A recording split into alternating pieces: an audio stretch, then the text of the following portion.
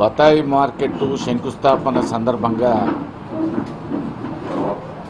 నల్లగొండ శాసనసభ్యులు చేసినటువంటి అరాచకం దౌర్జన్యాన్ని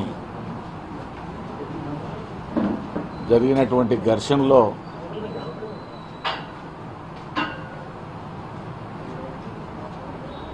ఎమ్మెల్యే గారి పాత్ర ఎలా ఉందంటే మొగన్ని కొట్టి మొగసాలకు ఎక్కినట్టుగా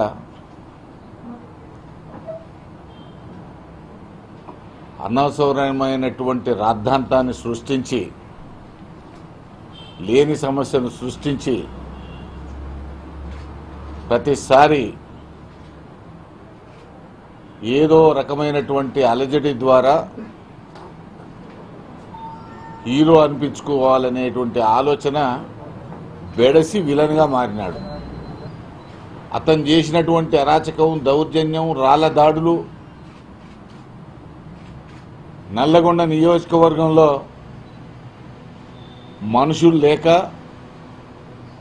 మునుగోడు, చౌటుప్పల, చిట్యాల, అక్కడి నుంచి ఇక్కడి నుంచి ఆఖరికి భువనగిరిలో పోటీ చేసి ఓడిపోయిన అభ్యర్థిని కూడా వాళ్ళందరినీ తీసుకొని వచ్చి ఇక్కడ అరాచకం సృష్టించడం ఎంతవరకు న్యాయం?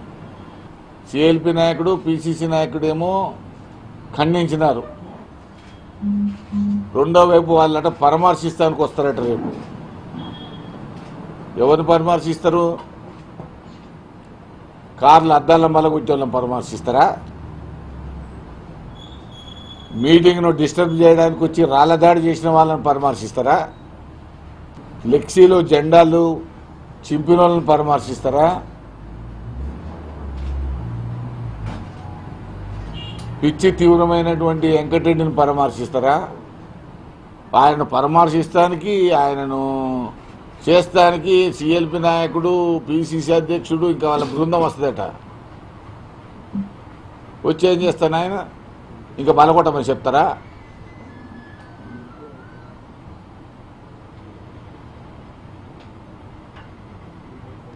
కాబట్టి మేము వాస్తవాలన్నీ కాంగ్రెస్ నాయకులకు తెలుసు. వెంకటరెడ్డి గారి బుద్ధి కాంగ్రెస్ నాయకులకు తెలుసు. ఎక్కడ బీజేపీలోకి పోతాడో ఉందని ఆపుకుందామనే ప్రయత్నంలో వస్తున్నారేమో మరి నాకు తెలియదు. దాన్ని చెడగొట్టాలనేటువంటి కార్యక్రమం. ఎందుకు ఈ జన సమీకరణ చేసినావు? ఎందుకు వాళ్ళందరినీ వైద్య షాపులలో మందు దాపించినావు? ఎక్కడెక్కడ నువ్వు క్యాంపులు పెట్టినావు? ఆ క్యాంపుల్లో బిర్యానీ, మందు బాటలు ఇచ్చిన మాట వాస్తవం కాదా?